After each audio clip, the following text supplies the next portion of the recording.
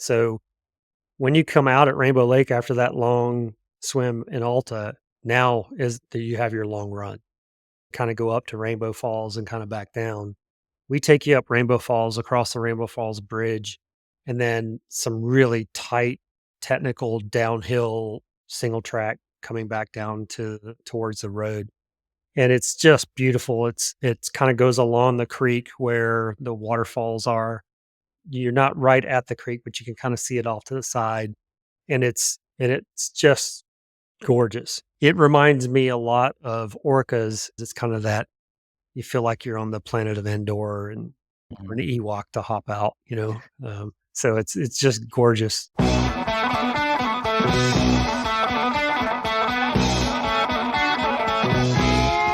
Welcome to the Low Tide Boys, a SwimRun podcast. I'm Chip. I'm Chris, and this is episode 231 of the show. We've got a great one for everyone this week. Joining us to talk about their experience on the Otillo Whistler course are Lars, Finanger, and Marcus Barton. They recently went up to scoop it all out, scope out the course. They got the scoop. They got the scoop while they were scoping out the course and actually made some changes. So we brought them on to share all the fresh intel with all of you. So this is definitely, get your notepads out for this one. And also, if you want, watch this on YouTube. Yeah, we've decided to try to up our game with the video game, so you can check out, we'll bring some visual aids, some show and tell on some things. Also, you can see our guests. What do we do with their hands? You can see our guests as well on that. And YouTube is, it's a bustling community on there as well. So on to training update. It's race week. Stoked. It's been 6. I was just calculating. I'm like, oh, do I feel ready for a race? I'm like, yes, we have been training for 6 months. Yep. Straight. It's race week for us. We're so excited to be racing our first race of the season. It's Quest Racing's Bellingham SwimRun. Yep. It's this weekend. It's on Sunday. Registration, mind you, is still open. So be sure to go and sign up if you want to race with us in the beautiful Pacific Northwest. Yeah. Join us. Yeah. And just, we'll probably get into this a little bit more during our race report episode. So be sure to tune into that next week. But this has been, we were talking about this. We were out on a little adventure run last week. We got 2 hours against coach's orders. We bucked the system a little bit on that. But we were talking about how this season is definitely one of our most unique seasons from a training perspective, because I got a new job that is a hybrid job, so I have to go into the office a couple days a week. Ridiculous. But so we kind of don't have Chris and I would always used to try to get like our one key run session during the week. Yeah, whichever one was like which one, the hill repeats, the track sessions, the mile repeats. Basically, you look at the schedule ones of training and you're like, oh, I don't want to do that one by myself. And it would be like, that's the one we would do together. Yeah. So we haven't been able to do that. And it's so true, because how easy, it feels easier to just have someone to commiserate with. Absolutely. And also, I think it was always a good measure to see kind of like where we stood from like a race pace perspective. Yep. So for this one, like Chipper mentioned, I think we'll talk about it in next week's show. But it's kind of like we're just going to, we have enough experience. Right. But basically at the race, we're going to be kind of figuring it out a little bit. Yeah, for sure. And, because, for example, on these, okay, maybe we're doing mile repeats, which is a real sufferfest of a workout. But, okay, that's where we can kind of gauge like, okay, when we're doing our Z4 efforts, like, what does that look like for Chris? And he can kind of say, okay, here's kind of what it looks like for me. But we haven't really had too much of those. And, our training together, I think, has probably been the least since we started doing SwimRun. Is that fair? I think it's probably fair. Definitely since you got that new job. The new job is definitely putting a damper on the group, on the team training sessions. But it's all good, though. Despite all that, the training has been happening. And definitely the stoke is building, and really excited to get it out in Bellingham SwimRun this weekend. Yeah, very, very excited. On to this week's shout out. Yeah, so this week the shout out goes to all of our supporters on Patreon. We're super grateful for your support, especially as kind of race season's getting started. We're just sort of in this huge gratitude mode. So Speaking of which, if you are a Patreon member, you should have gotten a little something in the mail from us. So if you haven't, let us know. Stickers, spoiler alert. Yes. Cool. On to this week's Feats of Endurance. I'll take this one. This week's award goes to everyone that raced the SwimRun Portugal Tamega SwimRun Tamega, as well as We SwimRun's Tile Lynn SwimRun. Both looked epic. I know the Tamega SwimRun, we had a course preview episode on that. It seems like a really amazing one. A warm bonus shout out Nargis Harunzadeh. Oh yeah, half of Team Darkwave. She did solo. I think she came in second place. Beast. Nargis is a beast on that. She's also doing her Manhattan Swimabout again this year, and then she's running it. So she's doing like a 50K swim and then a 50K run, I think. Yeah. You'll hear about it in future Feats of Endurance. What is Feats of Endurance? Well, good thing you asked. It's our Low Tide Boys Strava Club. We go through, we pick out an event, big or small, that we just give a little bit of a shout out to the show. So make sure to head on over to Strava. Dark mode's coming soon, by the way, for all you Strava folks. Type in Low Tide Boys, join in the fun, and give and receive kudos from swimrunners around the world. Yes. Now, for a little bit of show business. Yeah, so we're going to Whistler. This episode's about Whistler.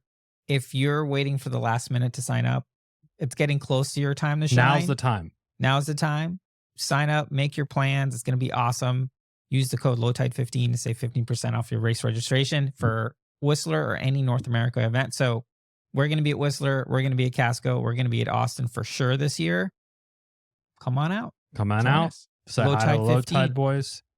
Low Tide 15, save you a cool 15%. I don't know how you could have listened to the Attila Whistler course preview with Dale, and then this update addendum situation featuring Lars and Marcus Barton, and not have the stoke level take you to the heights to where you would be plugging in Low Tide 15 to save 15%. Yes, indeed.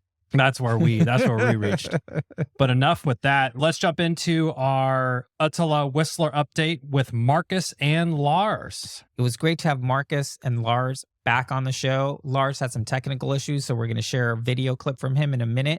And Marcus, I mean, he's been on the show around 5 times, I think, at this point, at least once a year, and is obviously the most experienced swim runner in America. So when we heard that they went up there to scope out the course and shoot some video and just kind of put it through his paces, I think we were DMing them like immediately to get him on the show because we wanted to share that intel with all of you. We wanted the intel for ourselves, and then we also wanted to disperse this show is so self-serving. I mean, come on.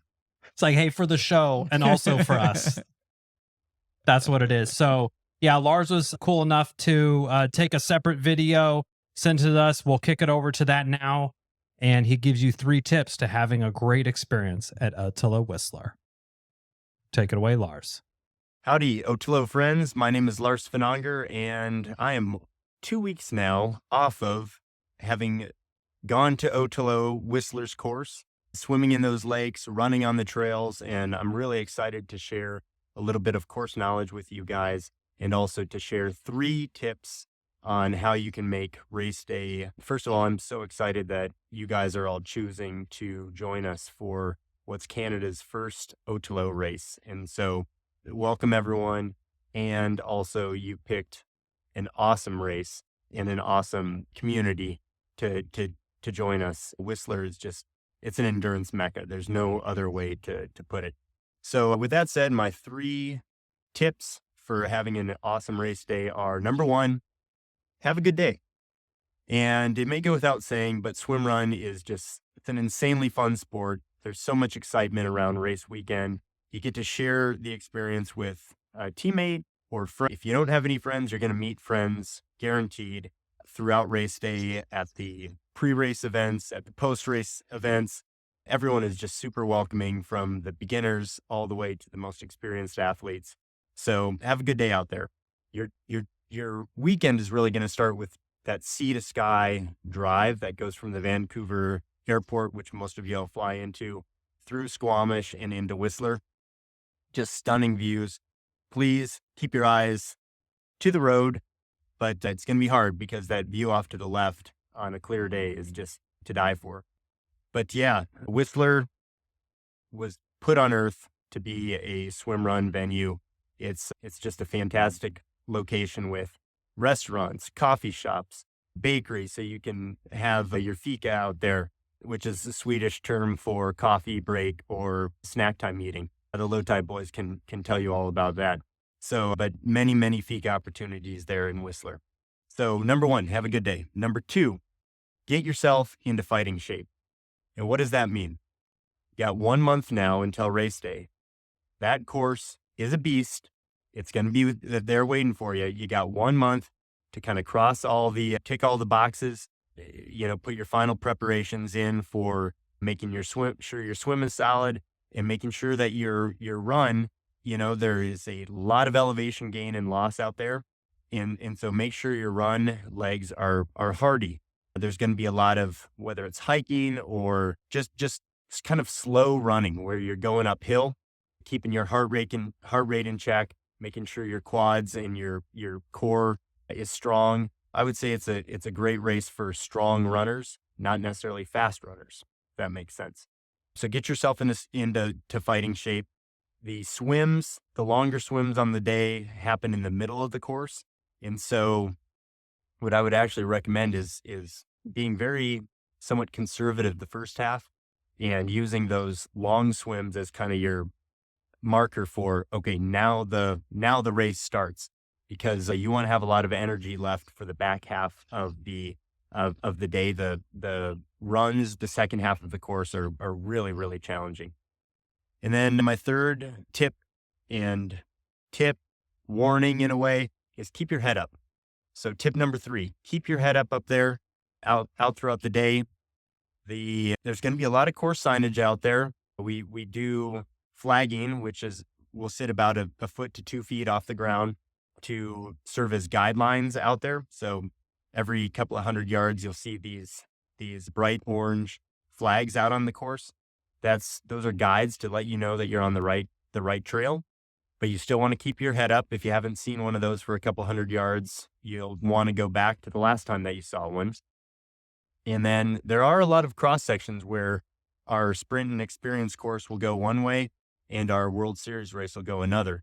And those are really, really important intersections where you're going to want to make sure that you've taken the right course. We call it heads up racing. Just keep your head up. And probably the single most important reason why you want to keep your head up is Whistler is a world-class mountain biking venue.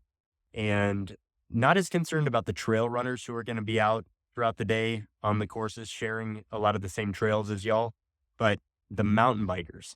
And some of them will be screaming down these trails, or there's the potential that they could be screaming down the same trails that you're running up. You are going to want to keep your head up, be aware. Obviously, we don't race with buds in our ears or anything like that, but just keep your head up, be aware of your surroundings at all times, and mostly for the safety of yourself and for any potential mountain bikers who are coming downhill. But this is wilderness, and we did have multiple black bear sightings out there. You're also going to want to keep your head up for the potential to see some black bears out there. So, guys, absolutely thrilled that you're joining us at Otillo Whistler the first week of July. That's just about a month away. Be safe in your remaining month of training. Get those final sessions in, and most of all, have fun, enjoy the day. You're going to have absolutely stunning scenery all around. There's going to be many pinch yourself moments, and we can't wait to welcome you and to have a great experience. So see you in Whistler. Always great hearing from the man himself, Lars Finanger. Also really appreciate that he's scoping out fika opportunities for us. Mm-hmm. We'll be up there for a solid week. The stoke level just keeps going up. We'll be, it's probably worth investing in a punch card to some of those fika shops. My goal will be to try to fill one of those up in the week there, but like a standing order. Yeah. It's give me 2 whatevers, double. But yeah, Lars brings up a lot of great points. I loved how he had the tips there. Lars, I love how he always reiterates the heads up racing piece, and it really sounds like that's going to come into play here. Hopefully there's not too many mountain bikers or bears out there, but it always is good to have your head on a swivel there. And really exciting to hear that the course is going to feature a little bit of, some more challenging and sporty runs or hikes, however you decide to take it. Yeah. They're always great tips. They ramped up the level of difficulty a little bit, which is really cool. But if that wasn't enough, Marcus Barton, we got him on the air and we had a super long conversation. I mean, Marcus, as we mentioned, he's literally the most experienced swim runner in America. Yeah. A wealth of knowledge, coaching with Team Envol, and ran us through the course. We talked everything from gear considerations to how to approach different sections, what to expect, water temps, and everything, what's paved, what's on trail. Yep. It was super comprehensive. And I think, we should just leave it at that and enjoy this boots on the ground edition of little update to our course preview. Absolutely. So without any further ado, let's kick it over to Mr. Low Tide Boys 2020 himself, Marcus Barton. Sweet.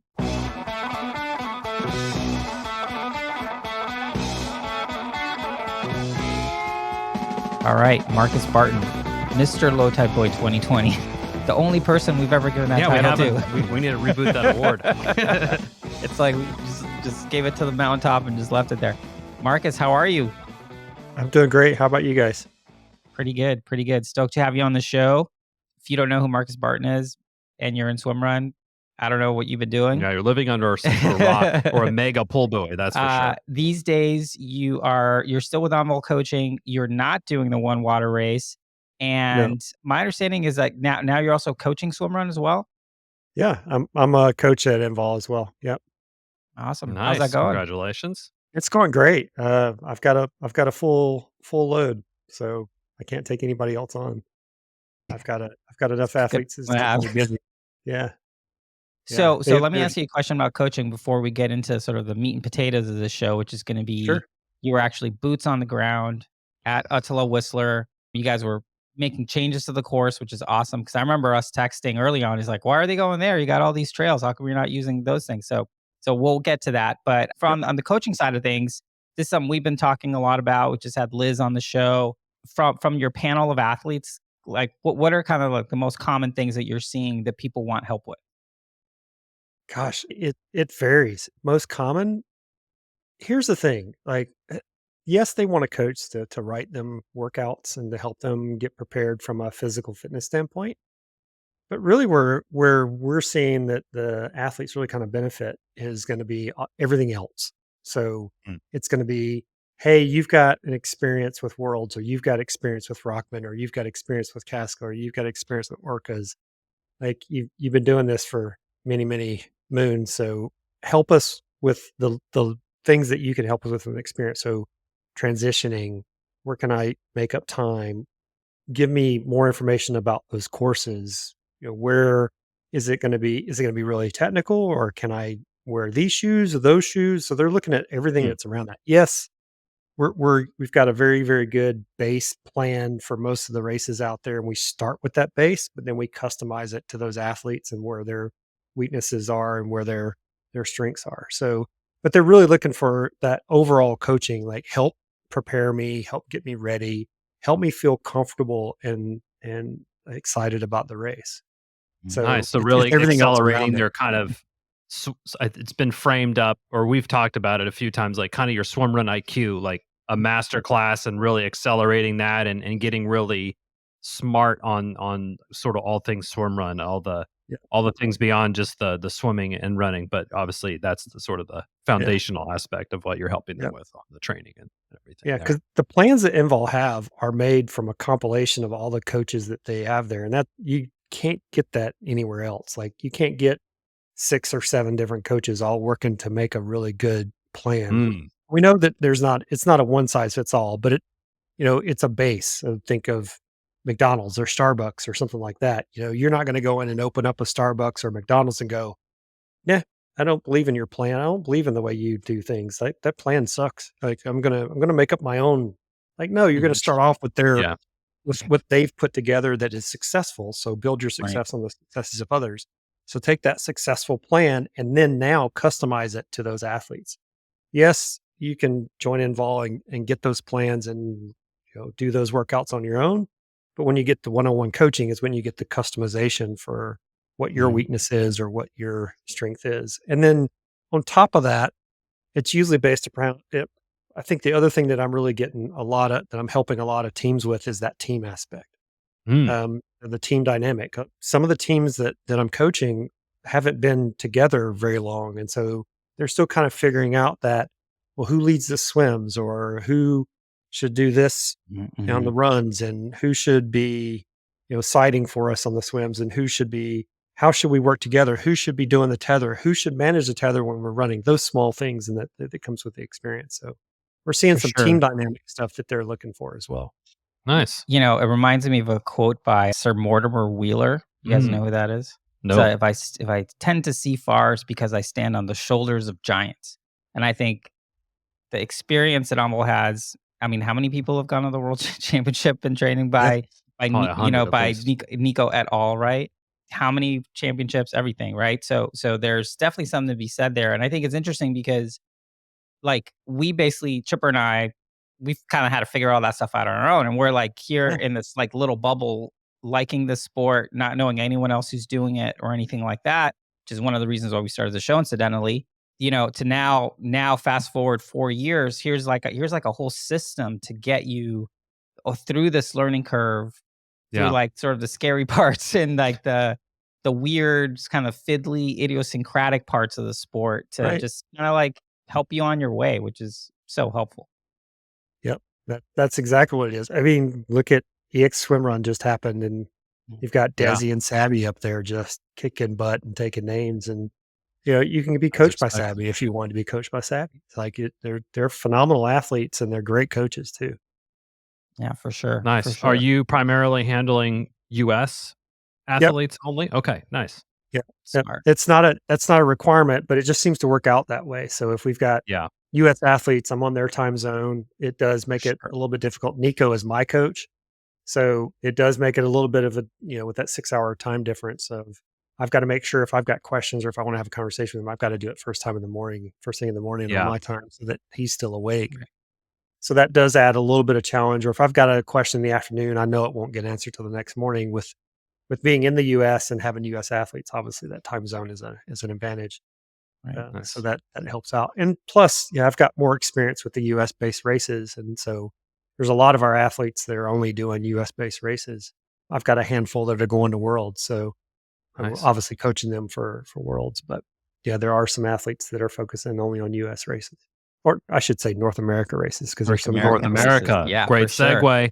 Yeah, and certainly in good tutelage under the Marcus Barton program. the Marcus method.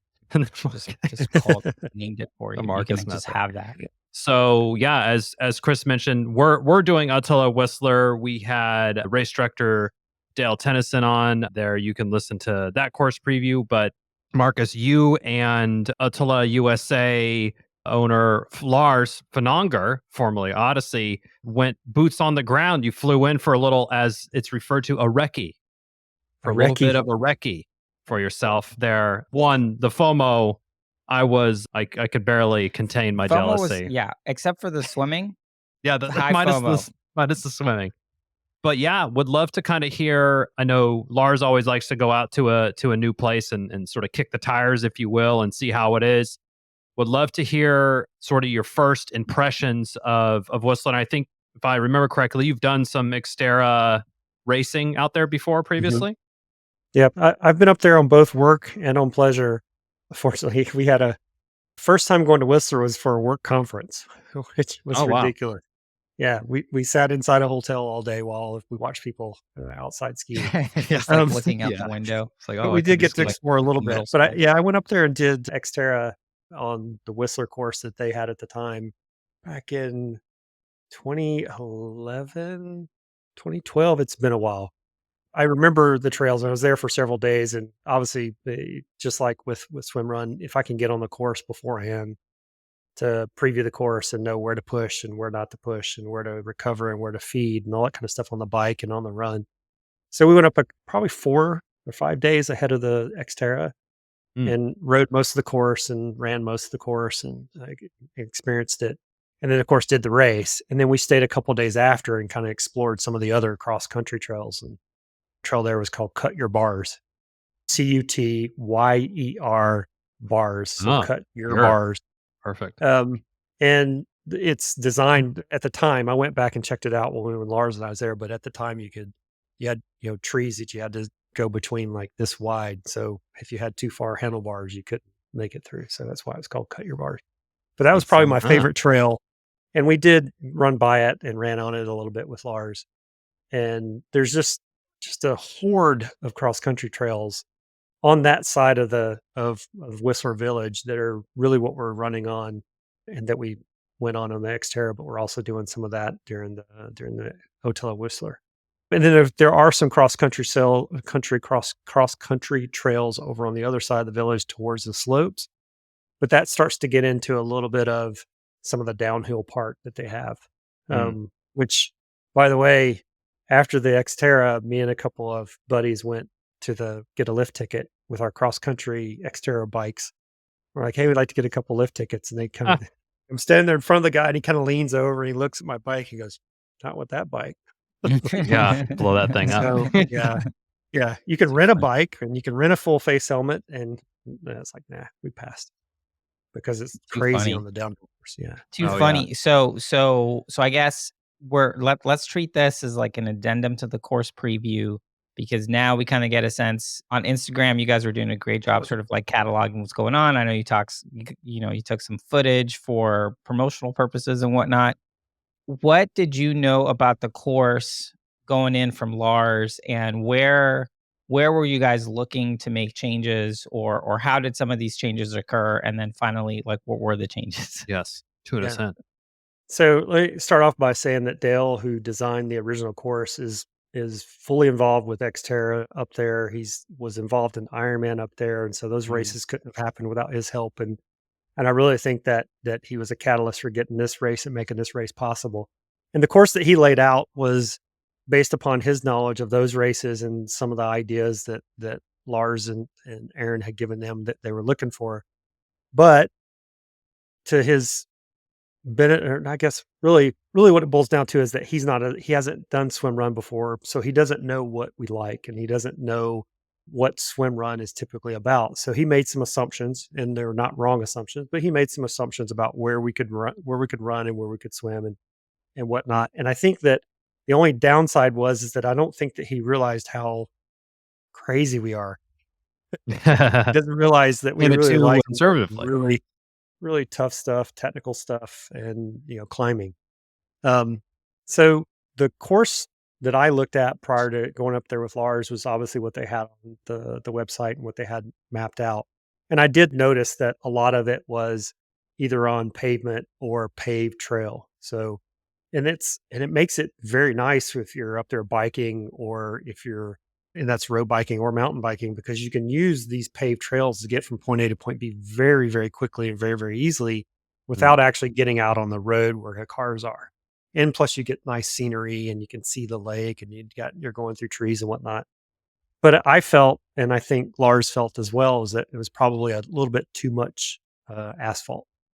And, as we know, swim run's about connecting with nature. And so we wanted to get a little more connected with nature and try and add a little more, quite frankly, some dirt to the race.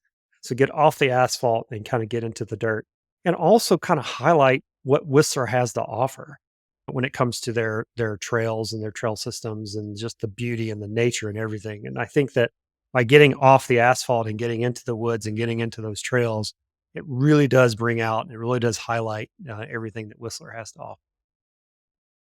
Cool. Nice. So why don't you run us through a little bit? Like, let's just kind of start the course, do like a little leg by leg breakdown, and maybe we don't have to go through the whole thing, but like where there've been significant changes, like where we have gotten off the trail and off the paved whatever fire road stuff into more technical stuff. Yeah, sure. I can do that. Now, I got to throw out a disclaimer that the course, there's been changes to the course. And if you go to altilaswimrun.com, you'll see the maps and see how some of those changes are there, but those are still not finalized. So Mm. there's still discussions happening about different things as far as and it's all 3 courses. It's not just the World Series course. So it's the World Series Okay. course, and it's the sprint course, and it's the experience course. They're all still kind of being nailed down and finalized. So the just keep your eye out, and keep your eye out for, if you're registered, for email from Let's Swim Run USA, and also keep your eye out on both of the websites to see those changes. Now, with that said, let's can we talk about it from a swim perspective and then from a running perspective, the two Sure. different. However you Yeah. want to do it. I know you guys So the water seemed a bit chilly as well. You yes. guys jumped in. I saw. So when we got to town, we had set up several meetings with several different local triathletes, pro triathletes, and Dale and different people. And the common theme that we got when we mentioned that we're going to be swimming in Green Lake, which is the northernmost lake, the common thing that we got from folks was, "You're going to swim in that? Like, that's cold.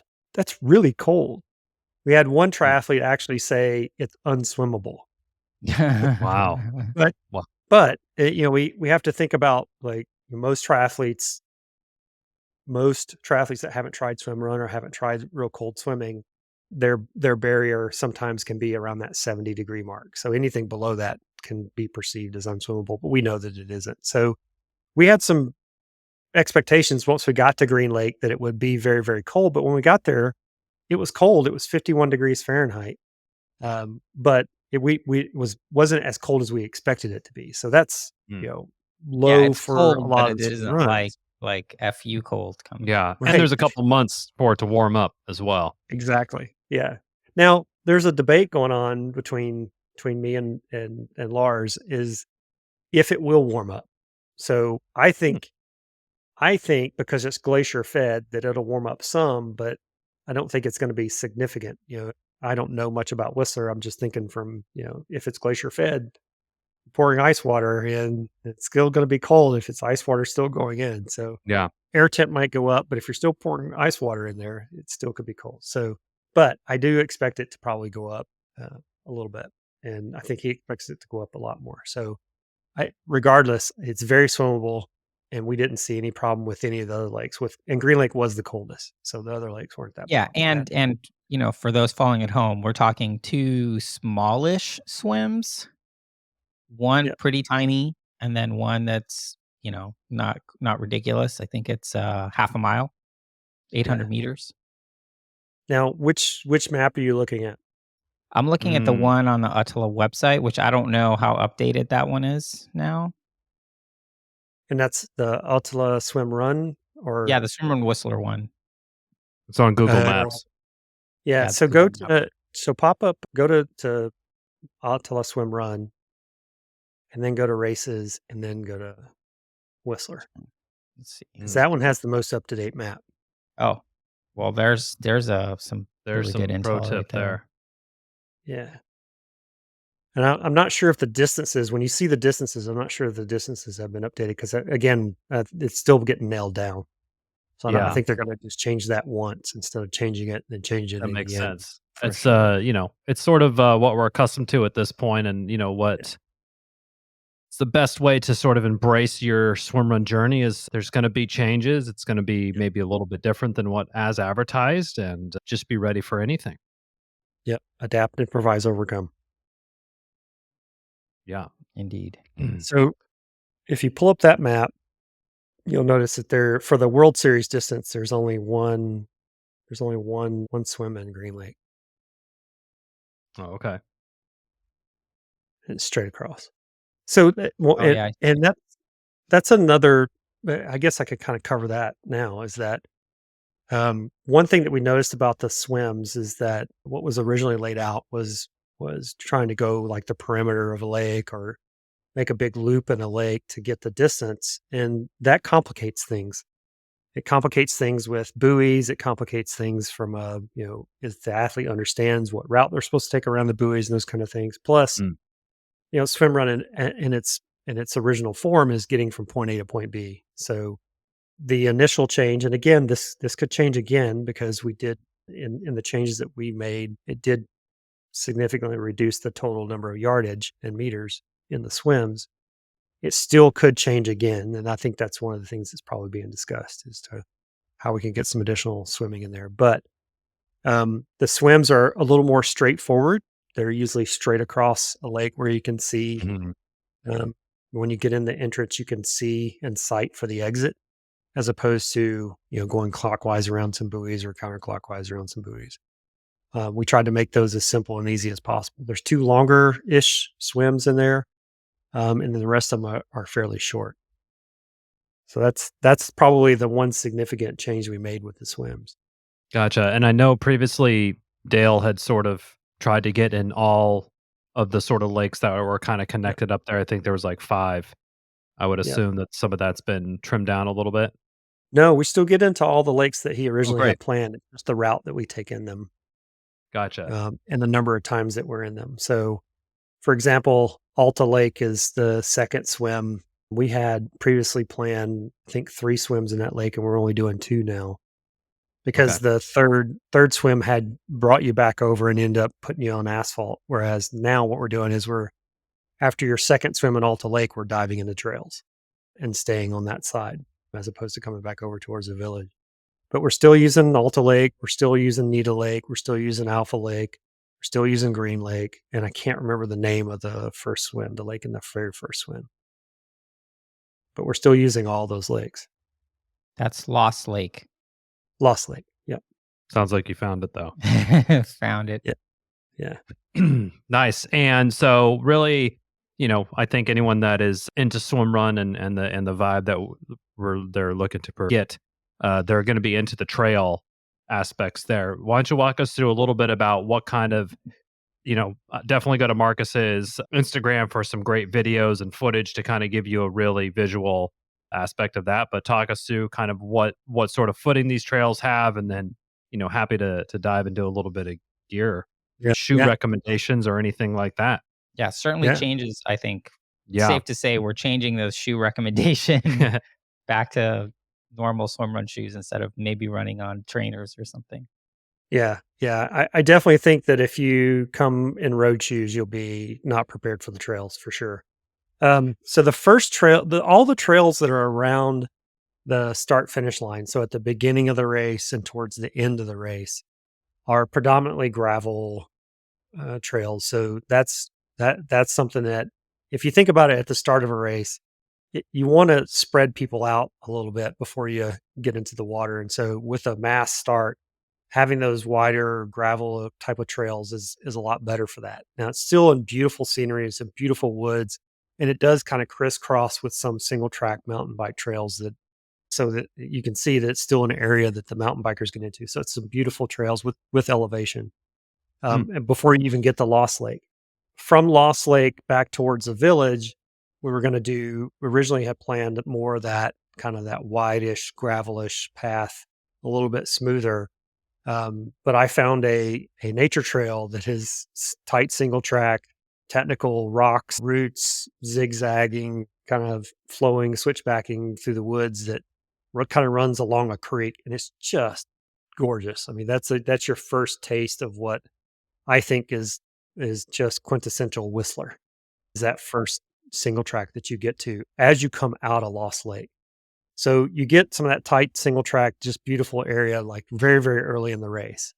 Then when you come out of that nature trail, you're now kind of entering into the village a little bit. So you're running along a larger creek. It's still gravel, but it'll soon give way to the village itself. And obviously, when you're running through the village, it's going to be asphalt and concrete.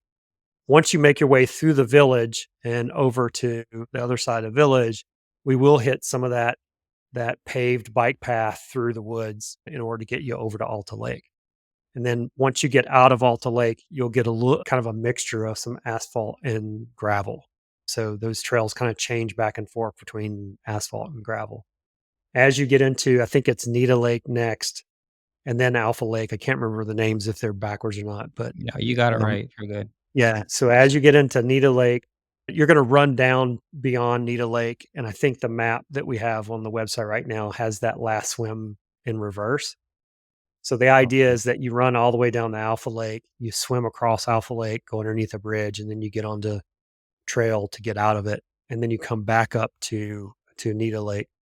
That small section between Alpha Lake and Nita Lake is a single track trail that we just happened to stumble upon, like just Nice. purely out of like had no idea it was there. We were just kind of exploring and we kind of found it. So small section of single track, but it's still better than getting back on asphalt. Plus, it kind of separates the racers coming down on the asphalt versus the people going back up. So as the people kind of start to spread out a little bit.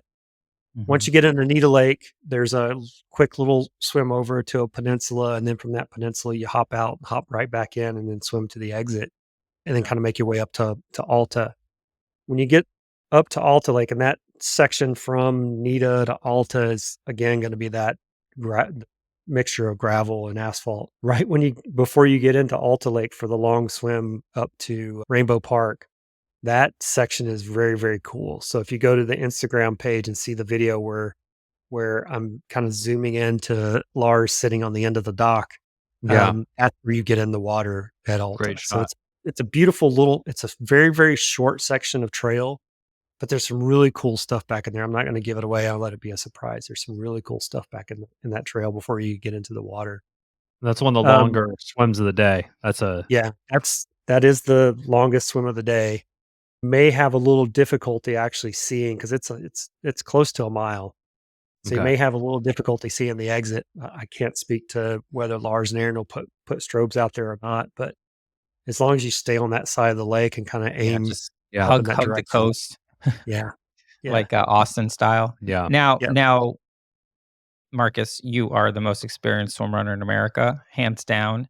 This race, the way it's configured now, it's actually reminding me a lot of SwimRun NC, where it's like you do some running, you like mess around a little bit, then there's like a whole bunch of SwimRun business, and Yep. then you go off and do a run. But it's also kind of reminding me of Lake James, where Yep. there's some SwimRun business, and then you have like a really long run. Would you co-sign on that? That there's like a lot of Yep. interesting elements. That's a great comparison. Yes. So when you come out at Rainbow Lake after that long swim in Alta, now is that you have your long run. So what we tried to do is we tried to get you and for the first several miles of that, we tried to get you off the pavement. Dale had already originally designed for us to kind of go up to Rainbow Falls and kind of back down. We take you up Rainbow Falls, across the Rainbow Falls Bridge, and then some really tight, technical downhill single track coming back down towards the road. And we're talking, some grab a tree as you're descending, because it's going to be some technical, really steep descending. And it's just beautiful. It's kind of goes along the creek where the waterfalls are. You're not right at the creek, but you can kind of see it off to the side. And it's just gorgeous. It reminds me a lot of Orcas in that section. It reminds me a lot of Orca because it's kind of that you feel like you're on the planet of Endor and Yeah. you're waiting for an Ewok to hop out, so it's just gorgeous, loamy, very, very soft, loamy trails. And Nice. and then you do get into some very technical, tight roots and rocks and whatnot in sections. So nothing sustained, but that's a gorgeous section of the trail descending from That Rainbow Falls. sounds beautiful. And a little pro tip we'll throw out there is if you got a big swim and then a big run after, you got to like probably before you jump in the water, not a bad idea to like try to down a gel, even a caffeine gel if you're looking for that, and then make sure you're on top of your fueling after because a mile swim's going to take you a little bit, and if you have your longest run of the day, Agreed. that's going to be a good spot Yep. to make sure you're Agreed. really topping up your fueling. Yep. And you will dive into technical single track right out of that Rainbow Park parking lot. So be prepared for that. Love it. After you do descend back from Rainbow Falls, we do kind of zigzag through several different trails to kind of keep you on the trails. There's actually there's one called Mandatory Suicide. Wow. Okay. It's a double black diamond, and when you look up, because you're going to climb up it, and as you're climbing up that, you're going to look at this and go, mountain bikers descend this? Like, really? It's crazy how technical it is, and it is reach out and grab a rock, kind of situation in a couple So of spots. Sporty. what out here we Yeah. call a knee scraper. Yeah. Knee scrapers, yeah. Wow. Yep. Well, that's cool. That's throwing a little swim run man vibes, Yeah. which is awesome.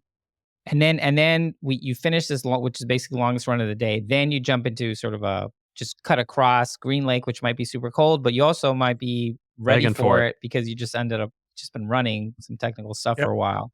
And then you sort of make your way back. Now, super helpful intel. So thank you so much. Boots on the ground is Yep. always good. The second we started seeing this content, we're like, all right, we got to Oh, get yeah. him on the show. Lars was supposed to be here, but he was Yep. having some technical difficulties. Let me ask you to put your coaching hat on. Can you Okay. think He's of got it on already, like, Chris. yeah, yeah, but like, okay, you're right. You're so right. Can you what do you think would be some key workouts for something like this? Obviously, there's some long runs and there's some long swims. So maybe it's just Yep. as simple as, swim a mile, run 5 miles, swim a mile, something like that. But what are you thinking? And like, how would you prepare for this? A la, Nicholas Ramirez's Engadin workout, where you just go up, up, up for 3 hours, which is a Yeah. ridiculous workout. But the one we did, I don't know, when was that?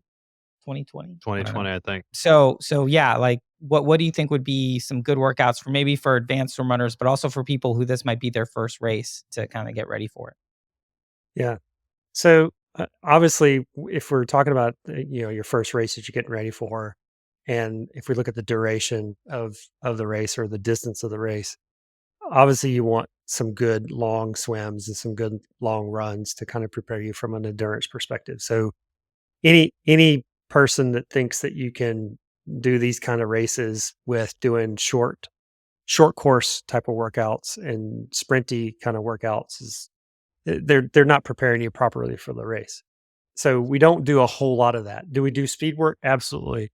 And I think speed work will definitely come in handy, but most of it is based upon, a longer type of workout. So Mm. I think it's going to be an endurance race. So anything endurance based is going to be definitely helpful. Now, from a climbing perspective, is it going to be Rockman? Probably not. Is it going to be Engadin? Probably not. But you should be prepared for sustained climbing. So, for example, when you come out of Alta Lake and you're climbing up the Rainbow Falls, that's a pretty long duration of climbing. So you have to be prepared for that. And how long it takes you is really is going to be varied from athlete to athlete. And so I'm going to look at an athlete's ability of how fast they can run uphill and how fast they can run in general. And like, all right, these are the types of hill workouts you need to do. So perfect example is today I did a hill workout and I wasn't in the place because I'm traveling for work. I wasn't in a place where I could do a 12 or 15-minute sustained climb. So instead, I found the biggest hill I could find, which was, I think it took me like 3 minutes to do that hill. And I would just do that hill 3 minutes up, 3 minutes down, 3 minutes up, 3 minutes down. And that's what I would practice until I've gotten my hour and a half workout in. And a lot of people will say, well, I'll get at the gym and I'll just do stair climber or something along those lines. And I think Mhm. that they miss out on another important aspect, which it's not just the climbing, it's also the descending. So you climb up the Rainbow Falls, and if you're a good climber, but you're a poor descender, when you come down from Rainbow Falls, you're going to be slowed down too much. So that 3-minute climb that I did up to the top of the hill, I didn't walk back down to the start. I ran back down to the start because I need Yeah. not only the climbing, but I also need the downhill running. So practicing both of those is going to be important. Do I think you need to do a Rockman climb, like a 3-hour workout climbing? No, but you definitely should have some climbing in the calendar for sure.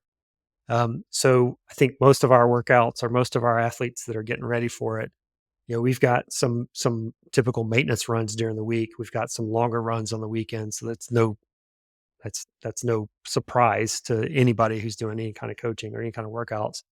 But we're also inserting a couple of other things. So we're doing some long efforts. So that might be, 5 by 5 minutes on trail, not on road. So on trail, do a 5 by 5 minutes. So it's 5 minutes on and then a minute and a half or 2 minutes off, and then 5 minutes on and a minute and a half, 2 minutes off.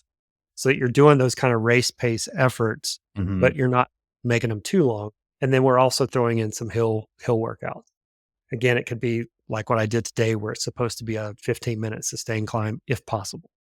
If it can't be a 15-minute sustained climb, then meet the quality of the workout of saying, all right, if we're doing 20 minutes of warm up and we're doing 45 minutes of hill repeats with, the 15 minutes and then rest in between, you can kind of do the math that the main part of that main set of that workout is going to be X.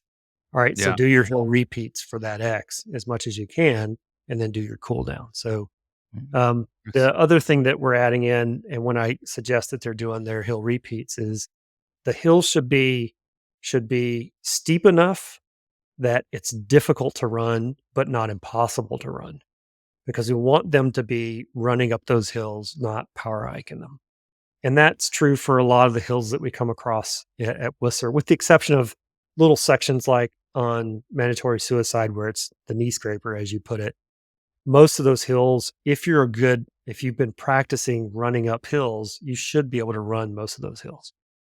Nice. Or at least hike them with purpose. So when Yeah. I say hike with purpose, I usually tell them, if you can't run it, make sure that it's not just a lazy, like, I'm going to hike up and get the same effort. Like, Yeah, at least hike hold it the heart hard. rate. Yeah. Yeah. Yeah.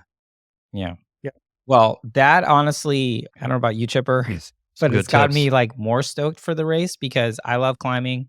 My whole sort of endurance year is all around a lot of climbing. So climbing to me sounds fun. That's why Orcas is one of my favorite races as well. So I think that advice is really well taken. Prepare for the course. It's what we say in SwimRun. When people ask us, well, what should you do?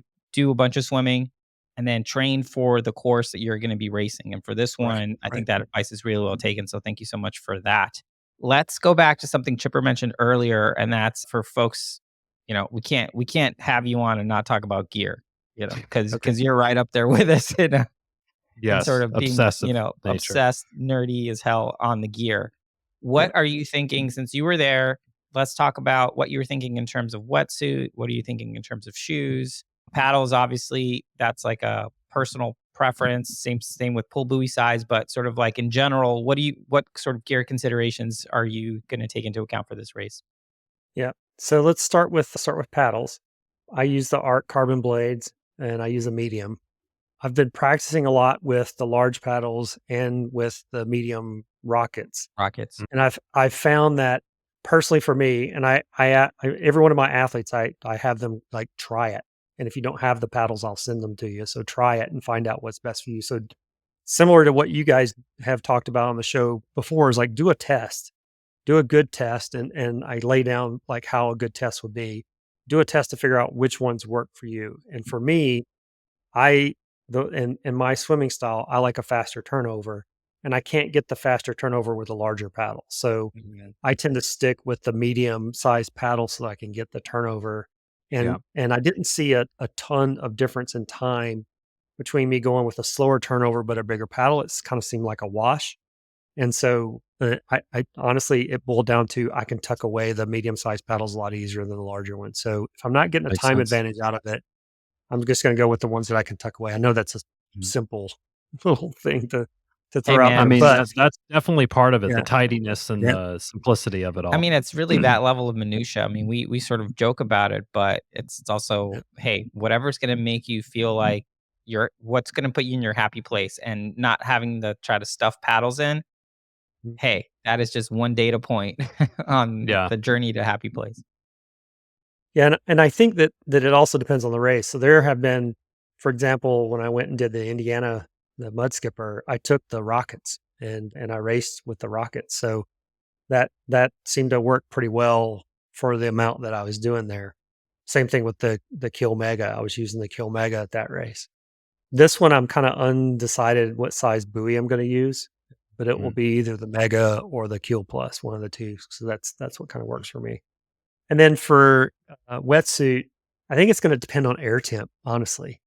I think the water's going to be chilly, and we do have that one longish swim in there. And it also will depend on if the swims change more between now and race time.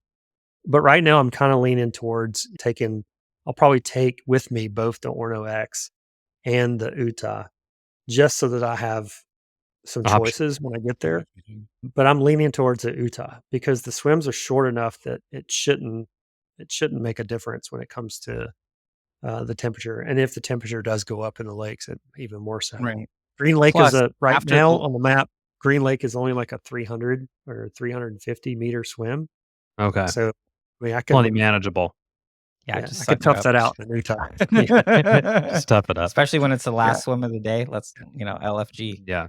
And also, I think so the way I've been thinking about it is, indexing on like the Uta, because after that long swim, if you have this super long run, Hooked. you'll warm up. So it's Yep. almost better. I'm always trying to be more on the colder side because I don't like overheating. So yeah, maybe Vig would probably be malpractice to give that as a recommendation. But definitely I like think so. Corp or Uta or something like that. And if Yeah. you're worried about it, the Orno X is still an amazing suit. So Can't go Yes. wrong. you really can't go wrong. I mean, we did Casco one year where Chipper was in the Orno X and I was in the Vig, and it worked out. Yeah. And Surprising.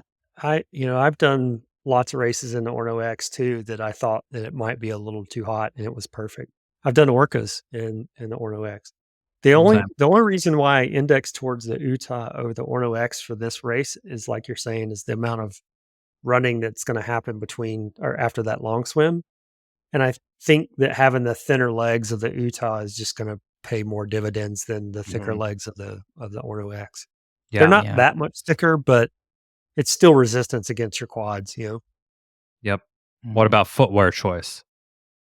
Footwear choice. So the way that Lars and I explored the course was the first day that we were there, we just ran. We didn't do any swimming. We just ran down the lower part. So we ran to from our hotel. We ran through the village. Actually, I take that back. Lars got up super, super early. He couldn't sleep. So he got up super, super early and he was gone by the time I woke up. And so when I got up, I texted him. He's like, I'm by the finish line. He had already gone out towards Lost Lake and the finish line. And then I woke up and then kind of met him about halfway as he's coming back. I kind of went out and met him. And then we went back and got on running shoes and had some good fika breakfast. But we ran down to Alta Lake and then kind of ran down around all the lower lakes and ran all the way up to Rainbow Park and then ran back to our hotel. So we got to see the different trails and kind of explore the trails and look at the entry and exits of those lakes and figure out what we're doing there. And during that run, I ran in my Solomon Sense Ride 4s. And it seemed okay, but I think the Sense Ride 4s are great on the trail. They're not so great on the pavement. The second day, we put on all our swim run gear and ran over to Rainbow Park and started running all the trails up to Green Lake and then swim across Green Lake and then finished the course all the way out to the finish line. And believe it or not, the Terex, they did fine. Like they did great on the trails. They did great on the pavement. I have no complaints about the Terex on this course. I think our longest, I'm guesstimating here, I think our longest road run was only about 3 miles. And so that was very, very doable. I mean, you run more than that at Worlds, and I was running Terex at the World. So I think Terex is a great shoe choice for this race.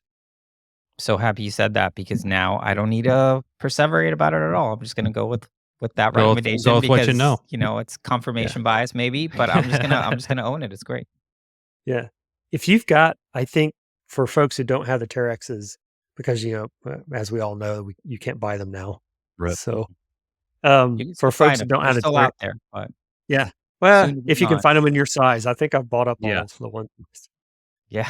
But if you can't find those, I think if you can find that mix of a shoe that's good and gives you a decent traction on the dirt and on rocks and those kinds of things, but is also comfortable wearing for 3 miles of pavement at a time, I think that's your good mix. And that could be like a Peregrine. It could be one of those more roady type shoes like a Saucony or whatnot like that. You could go that route, that also is considered a trail shoe. Or you could go, on the Solomon side. And if you can find, I think Solomon has a new shoe called the Genesis, which is supposed to be like their next evolution of the Sense Ride type of shoe. that might work kind of well. I haven't tried it, but I've seen it and looking at the shoes that are out there available for a replacement for the Terex. So that's the type of shoe I would probably choose, is like something that's good in the dirt. You don't want to go with a road shoe because you're going to have no traction in the dirt and you're going to wish you had it. And you don't want to go with a pure, big, thick lug, type of trail shoe, because when you get on the pavement, you're going to hate it. So find something that's a good, happy medium between the two. Yeah, Nice. that's a good point. Strong advice. Yeah, it's a good point. Now, just a little, so I'm going to go attorney on you. I just want to go back to a previous thing. So, Okay. so how much, so it sounds like in the new edition of the course, and again, it's still TBD, so take everything we're saying with a grain of salt. You're thinking now it's only about 3 miles of running on pavement road? At one shot. No, At it's one definitely shot. more than that. But I think our longest road run, which is when you come out of the trails headed to the entrance of the Green Lake Swim. So that run, you come out of the trails in a neighborhood and you kind of run down through the neighborhood, and then you hit the trail that runs along the bike path, paved bike path that runs along Green Lake. So that section is about 3 miles. Okay. And towards the end, when you start getting close to the swim, it does break up into, it kind of alternates back and forth between dirt and pavement. So there's a couple of paved dirt It's a sections. good like all arounder shoe. Yeah. Basically. Yeah, again, I think the Terex will be a fine shoe. Fine shoe. Yeah. There's definitely more than 3 miles of pavement total. It's just that I think that one section is the longest one section of pavement. Noted. Nice. Noted. Yeah. Wow. All the running through Whistler Village, basically once you enter into Whistler Village, and if you look at the map, there's a bridge you cross to get into Whistler Village. But once you get into Whistler Village, almost all the way to the second swim at Alta Lake, that's all pavement or concrete. Mm-hmm. So you've got a big swath of it there. And then connecting, once you get out of Alta Lake all the way down to Alpha, that's also a mixture of pavement and gravel. So you're getting more pavement there too. Okay. Noted. Nice. Yeah. Noted. Well, when we found out that you were boots on the ground with Lars, we were like, we got to get these guys on because this is going to be amazing intel Goldmine. for this race. If you're registered, good. That's what you're doing, what you're supposed to do. If you're not registered, what are you waiting for, people? Low tide 15. Got to get on the ball here. What's the deal? I think I hate Lars couldn't get connected because I really think that he's the man. We really need. I really wanted him on the show as well. He's here in spirit, and we'll definitely get his thoughts as we get closer to the race as well. For folks that are going to be up there, it's going to be a lot of activities. Attila is going to be there. Stefan, the race director for World Champs, and the chief race director for Attila is there. We're going to do a live podcast with him as a guest. TBD on every single detail except for him being on. So there's going to be a lot of cool stuff happening. Obviously, Mark is going to be there. There's going to be a strong on-vol presence. It'll be super cool. Maybe we'll even get some of the big European teams to fly out, which would be super dope. But Marcus, thank you so much. We're doing a clinic. We're going to be doing the clinic on Friday. Stefan's probably going to hop in on that with us. So yeah, nice. We're going to be doing that as well. To be determined about TBD. Just where should they go on the Instagrams to follow you, Marcus? On Instagram, it's _Marcus Barton. Easy enough. _ Marcus Barton. SpeedyLizard.com. Yep. Okay. You can find all the links on SpeedyLizard.com. Yeah, on YouTube and all that stuff. Marcus is great ambassador for the sport of SwimRun. Lots of valuable. Literally, you have any question, just DM him. Yeah. Fire away. Absolutely. Any question. What's this make? Fourth? But I know you're good for. Yeah. No, bring on the questions. But does this make fourth? Number 4? On the show? 4 or 5 for sure. Oh man, we lost. Yeah, definitely at least once a year. So this is year 4 of the this show. Is your allotment for the year. But yeah, thank you so much for supporting us, Marcus, and for always being willing to come on and share your knowledge with the SwimRun, with our corner of the SwimRun internet here. And yeah, can't wait to see you at Whistler. It's going to be super fun. And yeah, appreciate you, man. Awesome. That's it for this week's episode. Thanks so much for listening to the show. Make sure to subscribe wherever you listen to podcasts and leave a rating or review, since that's the best way to help other people discover the show and the sport of SwimRun. Check out our website, lowtideboys.com. That's boys with a Z, for SwimRun resources, including gear guides, tips, how-to videos, and so much more. Make sure to check out our meme page at The Low Tide Boys on Instagram. If you have any questions or suggestions for the show, send us a DM or email us at lowtideboys@gmail.com. We'd like to thank Riding Easy Records for our show music, and of course our wives for their support and tolerance of our swim run and other activities. Lots of activities. Lots of activities. Finally, you can support our efforts on Patreon. Until next time, get out there and go for a swim. Then a run. And then a swim. Then another run. Then another swim. Then run some more. Just keep going. Let's go. And then stop at some point because, And fuel. Don't forget to fuel. Gotta fuel Of too. course, yes.